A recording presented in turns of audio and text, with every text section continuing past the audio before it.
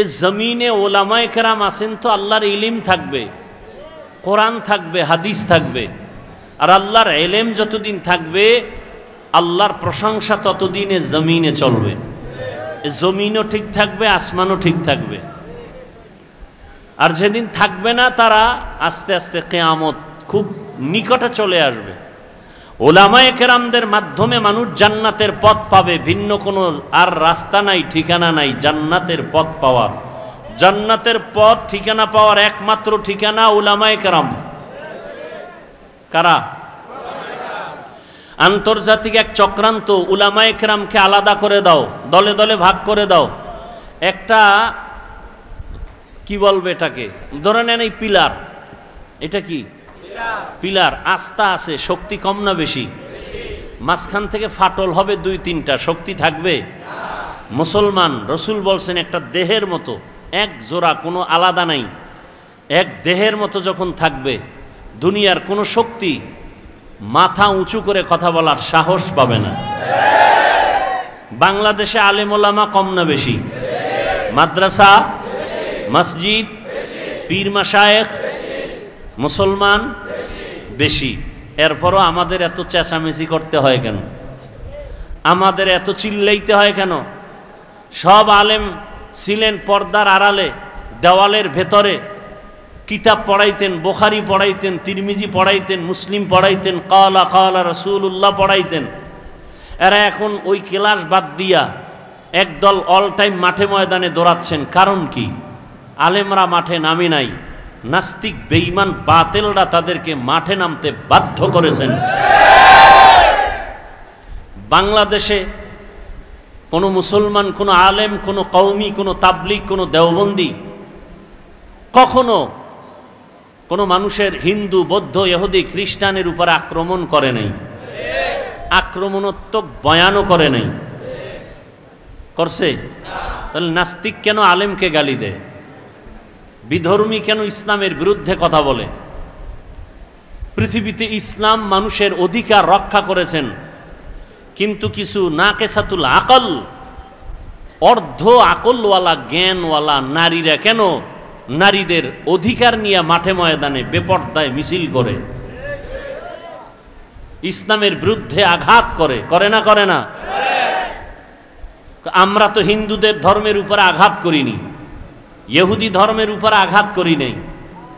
আল্লাহ তো স্বাধীনতা দিয়া দিছেন, লা ইকরাহা ফিদ্দীন, ধর্ম নিয়ে কোনো জোর জবরদস্তি করা যাবে?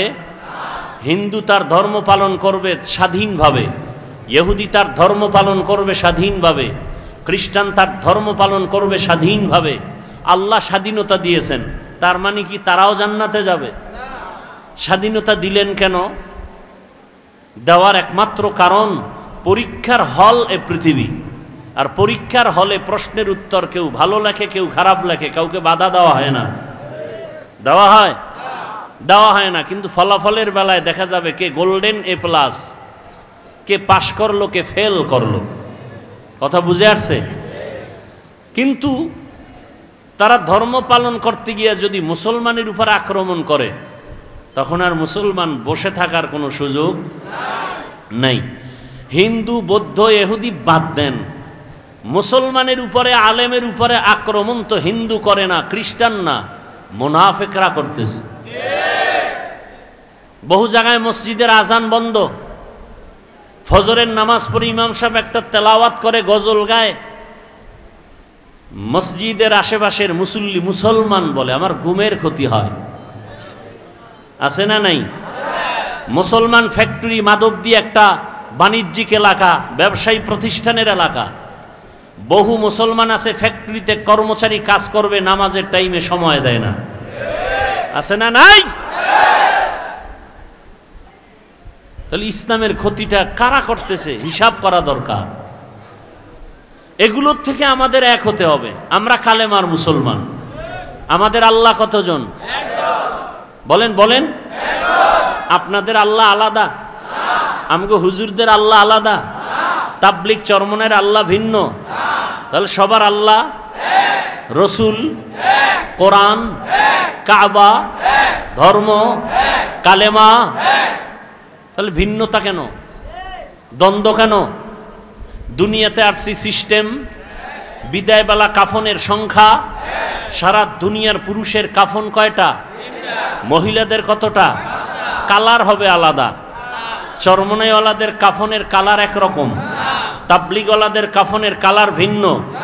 আপনাদের মাধবদী থেকে বুলতা গাউসিয়া পর্যন্ত পাঁচরুখি সহ যারা সাইনবোর্ড লাগিয়ে আছেন আহলে হাদিস, তাদের কাফন হবে ভিন্ন কালার, কাফনের কালারও, কবরের সাইজ না আপনাদের এলাকার একটু বড় হবে, কবরে রাখার পরে ভেতরে প্রশ্ন হবে কয়টা, সব আপনার প্রশ্ন আমার প্রশ্ন ভিন্ন ভিন্ন, সবার বেলায় একই প্রশ্ন, কথা ঠিক? তাহলে আল্লাহ এক, নবী এক, কোরআন এক, কাবা এক, ধর্ম এক, কালেমা এক, কাফন এক, কালার এক, কবর এক, প্রশ্ন এক, এত দ্বন্দ্ব কেন? আর দ্বন্দ্বটা সোনার বাংলায় কেন? আপনারা মক্কা মদিনার খবর জানেন, সারা দুনিয়ার যত লাইনের মুমিন মুসলমান আছে এরা মক্কায় হজে আসে না? আসে। এক ইমাম নামাজ পড়াচ্ছেন, পেছনে হাজারো লাখো কোটি মুসলমান নামাজ আদায় করতেছেন, কেউ বুকের উপরে হাত বাঁধিয়া, কেউ নাভির নিচে, কেউ হাত ছেড়ে দিয়া দাঁড়িয়ে আছেন। কোথায়? মক্কা মদিনায়। আবার কেউ নামাজের ভেতরে কেরাত চলতেছে ইমাম সাহেবের, সবাই নামাজে, সেও নামাজে, মোবাইলে কল আসছে বের করে কথা বলতেছে, আবার পকেটে রাখছে, নামাজ এখনো যায় নাই। কেউ আবার সেজদায় যাওয়ার আগে পকেট থেকে একটা কাঠের টুকরা বের করে কপালের নিচে দিছে, ইবলিস সেজদা দিয়া জমিন নাপাক করেছে, এজন্য কাঠের উপরে কপালে সেজদা দেয়। এই যে এত লাইনের মানুষ মক্কা মদিনায় আসে বছরে বছরে, আপনারা পত্রিকায় কোনোদিন ফেসবুকে দেখেছেন যে এত লাইনের মানুষ এক জায়গায় হওয়াতে কিলাকিলি ঝগড়ার কারণে 5 জন মরে গেছে? বলেন সোনার বাংলায় গজব কেন? কে বুকে হাত বাঁধে, কে নাভির নিচে হাত বাঁধে, কে জোরে আমিন বলে, কে আসতে বলে, নিয়ে দ্বন্দ্ব কেন? কারণ কি? মক্কা মদিনায় এত লাইনের মানুষ, কোনো ঝগড়া নাই, দেখলে সালাম, কি মোহাব্বত। বাংলাদেশে এই গজব কেন, এই অভিশাপ কেন, এত ঝগড়া কেন? তারাবি নিয়ে ঝগড়া, মানুষ মরে গেছে জানাজায় যাবে, সেখানে নিয়ে ঝগড়া, আলহামদু পড়বেন না পেছনে পড়বেন না, এ নিয়ে আর এক ঝামেলা। এটা শুধু আমাদের অন্তরে তাকওয়া বেশি, এই জন্য না হিংসা? হ্যাঁ, উল্টা আমাদের বলে আমরা হিংসা করি। ভণ্ডদের বিরুদ্ধে কথা বলা সুন্নত, হিংসা কেন? বাতিলের বিরুদ্ধে কথা বলা কোরআনের আইনে ফরজ, রসুলের আইনে সুন্নত। হিংসা না সুন্নত? নবীজি বাতিলের বিরুদ্ধে কথা বলেন নাই? সাহাবায়ে কেরাম বাতিলের বিরোধিতা করেন নাই? তা আমরা ভণ্ডদের বিরুদ্ধে কথা বললে হিংসা না এটা রসুলের আদর্শ? মিসগাইড যেন না হয়, খবরদার। এরপরে কি বলে? তোমাদের হুজুরেরা বয়ান শুনবো, বয়ান করবে, তারা উঠেই গীবত শেখায়াত করে, বলে না? বলে না? আপনারা জানেন গীবত করা হালাল না হারাম? আপনারা যে জানেন গীবত করা হারাম, এটা আলেমরা জানে না? একটু কম জানে, আপনাদের থেকে কম জানে না বেশি? কি বেশি জানে? আলেম ওলামারা যেটা জানে এটা আপনারা জানেন না। এ জাতি জানে গীবত করা হারাম, আলেমরা আরেকটু বেশি জানে গীবত করা ওয়াজিব, না করলে গুনাহ হবে। গীবত না করলে গুনাহ হবে, 4 কারণে গীবত করতে হবে, না করলে গুনাহ হবে। এটা তো আপনি জানেন না। ইসলামের ব্যানার নিয়া, ইসলামের কালেমা নিয়া, ইসলাম নিয়া যারা ময়দানে ভেজাল ছড়ায়, উম্মতের মাঝে ডিভাইডেড তৈরি করে, দ্বন্দ্ব ছড়ায়, তখন আহলে হক আলেমের উপরে দায়িত্ব ওই ভণ্ডদের মুখোশকে উন্মোচন করা। এটা গীবত হলেও সওয়াব, এটা গীবত হলেও সওয়াব। কথা বুঝে আসছে? আল্লাহ বুঝার আমাদের তৌফিক দান করেন। আমার তেলাওয়াতকৃত আয়াত আর হাদিসের তরজমাটা বলে নেই, এরপরে আপনারা ধৈর্য ধরে বসলে কিছু ব্যাখ্যা শোনাবো ইনশাআল্লাহ। বিসমিল্লাহির রহমানির রহিম। ওয়াল আসর, আসরের শপথ। ইন্নাল ইনসানা লাফি খুসর, নিশ্চয়ই সমস্ত মানুষগুলো ক্ষতিগ্রস্ত, জাহান্নামী। ইল্লাল্লাযীনা আমানু, কিন্তু যারা ঈমান আনবেন, ওয়া আমিলুস সালিহাত, আমলে সালেহ করবেন, ওয়া তাওয়াসাউ বিল হক, ঈমান আমলের দাওয়াত যারা অন্যকে দিবেন, ওয়া তাওয়াসাউ বিস সবর, ঈমান আমলের বিরুদ্ধাচরণকারীকে বাধা দিতে গিয়া ধৈর্য ধারণ করবেন। এই 4 গুণওয়ালারা জাহান্নামী না, বাকি সব জাহান্নামী।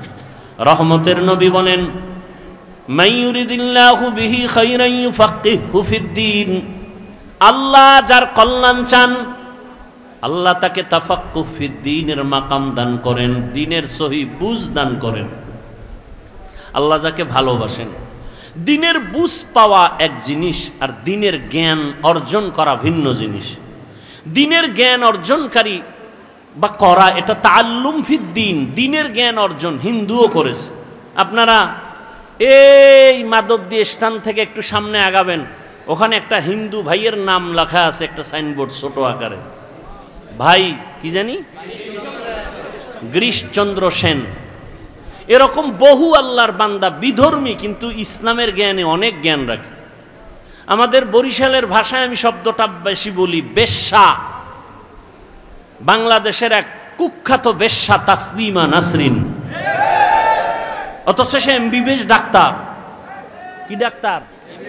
MBBS doctor. সে বলেছে আল্লাহ জালেম, আল্লাহ।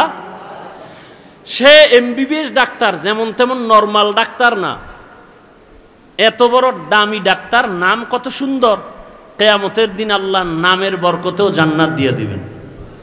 তাসলিমাকে দিবেন কিনা সেটা পরের কথা। নাম এত সুন্দর, হাসানুল হক, নাম কত সুন্দর, রাশেদ খান, নাম কত সুন্দর, ইকবাল, হুমায়ুন আজাদ, সুন্দর না? নাম কত সুন্দর, আহমদ শরীফ, জগৎ বিখ্যাত মুরতাদ। কি মুরতাদ? নাম কত সুন্দর, সালাহ উদ্দিন। কি নাম? সালাহ উদ্দিন। এত সুন্দর নামের ভেতর, পর্দার ভেতর এত আকাম কেন? কয় উপর ঠিক থাকলে কি হবে, কলব ঠিক নেই। সারা দুনিয়ার মানুষ বাংলাদেশে বিলবোর্ডে লেখে, দিনকে বদলে দাও, দিনকে বদলে দাও।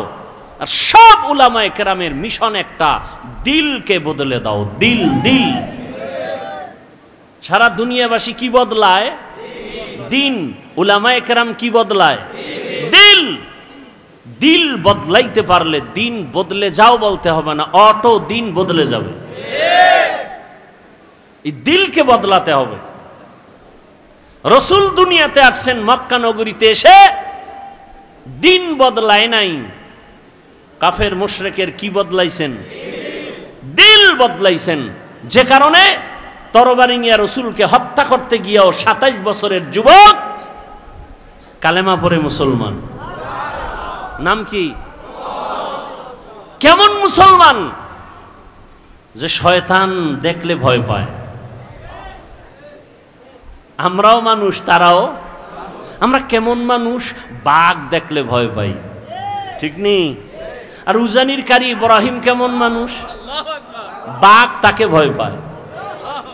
সেও মানুষ, আমরাও মানুষ। ব্যবধান আছে না নাই? আমরা সাপ দেখলে ভয় পাই, আর তারা কেমন মানুষ যে সাপ তাদেরকে ভয় করেছেন। আমরা বাঘ দেখলে ভয় পাই, আর তারা কেমন মানুষ যে বাঘ তাদেরকে ভয় করেছেন। বাঘকে বলে, এই বাঘ, আমি এখন এই জঙ্গল কেটে বসবাস করব, তুমি তোমার অন্য গন্তব্যে চলে যাও। বলতে দেরি, বাঘ তার বাচ্চা কাঁধে নিয়া কুমিল্লা জেলার একটা থানা আছে, লালমাই থানা। লালমাই থানাতে আছে একটা পাহাড়, ডাইরেক্ট বাঘ ওখানে চলে গেল। কুদরত কার? সেই কথা শুই না একদল ভালো মানুষের চান্দি গরম। এটা কেমনে সম্ভব? এটা সম্ভব কেমনে?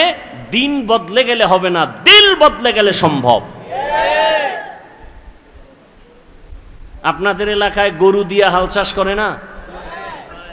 যারা চাষি গরু দিয়া চাষ করে, এরা বিএ পাস, সাধারণ মানুষ, মোটামুটি ফাগরিওয়ালা না বিড়ি টানে? বিড়ি টানে, নামাজ নাই, দক্ষিণ পশ্চিম চিনে না। এই মানুষগুলো যখন গরু দিয়া চাষ করে, এরা যখন গরুর সাথে কথা বলে, সত্যটা স্বীকার করেন, তখন গরু শুনে তাদের কথা। গরুকে যদি বলে দাঁড়াও, গরু দাঁড়ায়নি। এই মাদবদীর বিচক্ষণ জ্ঞানীরা শুনো, একজন মাঠের চাষের কথা গরু শুনে, গরুকে যদি বলে ডানে যাও, যায়নি, বামে যাও, যায়নি।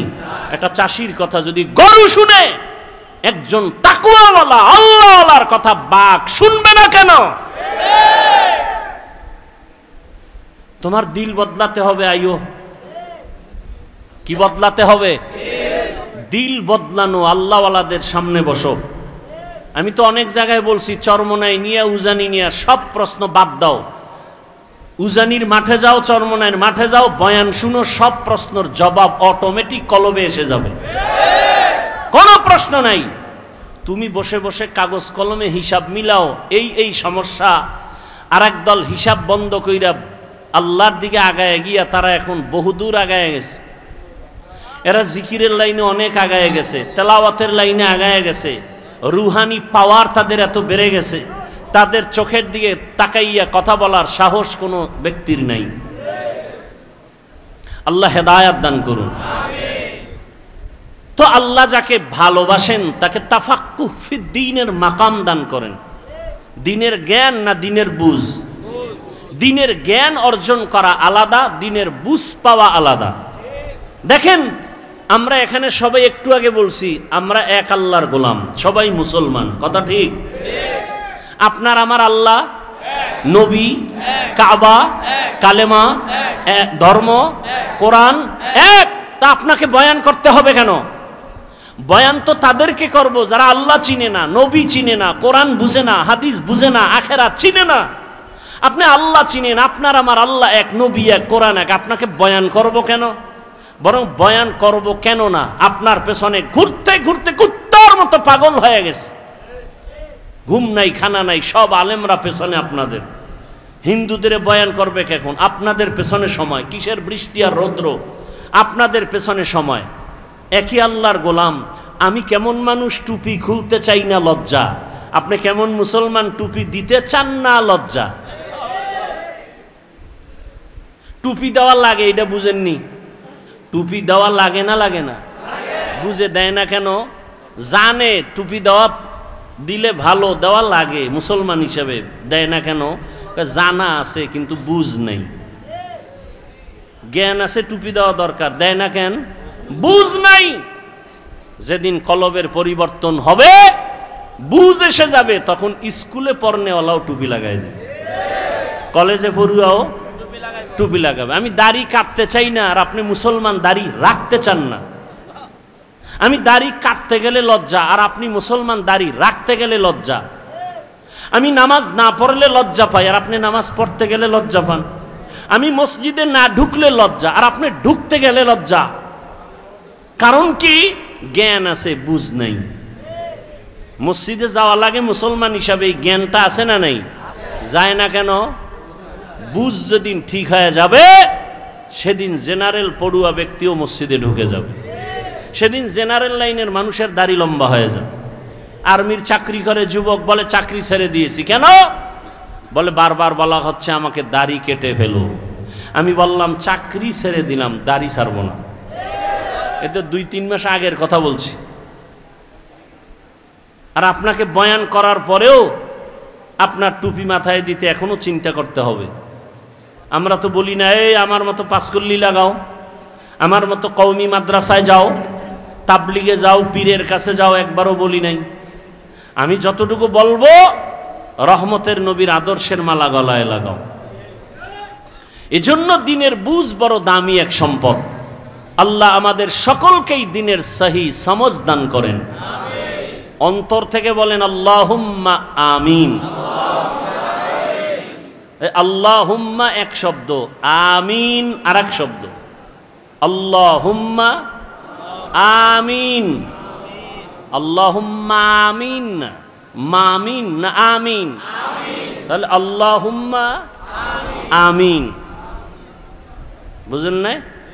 আসসালামু আলাইকুম, সালাম আলাইকুম, মালাইকুম কি? আসসালামু আলাইকুম, আসসালামু আলাইকুম। এক নাস্তিক বলে শুদ্ধ করে সালাম দিলে বলে জঙ্গির গন্ধ পায়। আল্লাহ হেদায়াত দান করেন। কষ্ট হইতেছে অনেক, আপনাদের থেকে কষ্ট তো আমাদের বেশি। কথা বলতে কষ্ট না? পৃথিবীতে এর থেকে বড় কষ্ট আর নাই। কেন করি? দিনের স্বার্থে, আল্লাহর থেকে কিছু পাওয়ার জন্য। আপনার থেকে কিছু পাওয়ার জন্য না। কার থেকে? আল্লাহর থেকে। তা আল্লাহ দিছেন না দেন নাই? করোনায় ঘুম নাই, খাওয়ান নাই, আর আলেম ওলামাদের কোনো টেনশন নেই। আল্লাহ দিছেন না দেন নাই? দোকান বন্ধ, ব্যবসা বন্ধ, আলেম ওলামাদের চাকরি, মাদ্রাসা, মসজিদ বন্ধ হয়নি। কথা বলেন না কেন? 3টে মাস্ক লাগাইছে, এটারে বলে ট্রিপল মাস্ক। মরবে না? কি মাস্ক? Triple mask. করোনার ভয়, কিন্তু এরকম ট্রিপল মাস্কওয়ালারা কেউ মরে নাই। আর মাস্ক বাদ দিয়ে আলেম ওলামারা সেই করোনার লাশগুলো কাঁধে নিয়ে গোসল করাইলেন, কাফন পড়ালেন, জানাজা দিয়া কবরে রাখলেন। কোন হুজুর তো করোনায় মরে নাই। আল্লাহ দিছেন না দেন নাই? এখনো একদল বিপদগামী, মানুষের মধ্যে শান্তি নাই, ব্যবসার ঘরে শান্তি নাই। আলেম ওলামার কোনো টেনশন নেই। আছে কোনো টেনশন? আমরা খাইলেও আলহামদুলিল্লাহ, না খাইলেও আলহামদুলিল্লাহ, আমরা বাঁচলেও আলহামদুলিল্লাহ, মরলেও আমাদের চতুর্দিকেই লাভ আর লাভ, লাভ আর লাভ। আচ্ছা আমাকে বলেন তো, সত্য কথা বলবেন, সরকারি বেসরকারি চাকরি করে ডিউটি কয় ঘন্টা? খবর নেই। আপনারা না এখানে চাকরিজীবী বেশি, যারা চাকরি করে এদের সাথে ডেট হয় কত ঘন্টা? প্রতিদিন 8 ঘন্টা ডিউটি, এটা নিয়ম, বাকিটা ওভার টাইম। বুঝেন নাই? আচ্ছা, সরকারি বেসরকারি যে ডিউটি করে 8 ঘন্টা, মাসে বেতন কত? নিম্নে কত? খবর নেই। মানে হারাম খাইতে খাইতে এখন আসল যে কি পাইতেছেন এর খবর নেই। কত বেতন মাসে? 20,000। সরকারি বেসরকারি চাকরি যারা করে কত বেতন? কত? 15,000, 20,000 না? আচ্ছা ধরে নিলাম 15,000। ঠিক আছে। ইমাম সাহেব মসজিদে নামাজ পড়াচ্ছেন, ডিউটি কয় ঘন্টা বলেন? এই সত্য কথা না বলবেন? আমাদের দেশের আলেম ওলামারা মসজিদে যারা দায়িত্বে আছেন কয় ঘন্টা ডিউটি? বেতন কত? হ্যাঁ, গ্রাম এলাকায় তো আরো কম, শহরে একটু বেশি। কথা ঠিক? এর থেকে জুলুম জমিনে আর কি হতে পারে বলেন তো? এর থেকে আর কি জুলুম হতে পারে আলেমদের সাথে? অথচ উলামায়ে কেরাম এই জাতিকে যা দিয়েছে পৃথিবীর কেউ দেয় নাই। সব চান্দাবাজ আর ধান্দাবাজ। আলেম ওলামারা এই জাতিকে নিয়ে যতটুকু সময় ব্যয় করে আর কেউ করে না। সবাই করে নিজের চেয়ারের জন্য, নিজের ক্ষমতা পাওয়ার জন্য। আর উলামায়ে কেরাম করে আল্লাহকে পাওয়ার জন্য। ইমামতি থাক আর না থাক কোনো টেনশন নাই। জাতির জন্য যদি ময়দানে নামতে হয় দৌড়। কথা ঠিক না? কিন্তু তাদের সাথে জুলুম, সীমাহীন জুলুম। তাও তো মাসে মাসে বেতন ঠিক মতো দেয় না। সভাপতি কত দেন? সর্বোচ্চ যদি কেউ দেয় 500। সেক্রেটারি একটু কম, কারণ বেশি দিলে সভাপতির অপমান। সভাপতির থেকে বেশি দেওয়া যাবে না। রিক্সাওয়ালা দেয় 5 টাকা। মাঝে মাঝে ইমাম সাহেব নামাজ 2 একক তো না পড়াইলে রিক্সাওয়ালাও বলে গেছিলেন কই? ইমাম বলে তুমি আমাকে এভাবে শোকস করো কে তুমি? বলে রিক্সা ড্রাইভার। আমার সাথে তো বেদবি কেন? কয় 5 টাকা বেতন দেই। এরকম বেয়াদব আছে না নাই? এরপরও কি আলেম ওলামারা কোনো বরদোয়া করে? তা আল্লাহ এদেরকে দিবেন না আপনাকে দিবেন? সব সময় তারা শুকর আদায় করেন আলহামদুলিল্লাহ। কেন? আল্লাহ এদেরকে তাফাক্কুহ ফিদ্দীনের মাকাম দান করছেন। খারাপ লাগতেছে আপনাদের?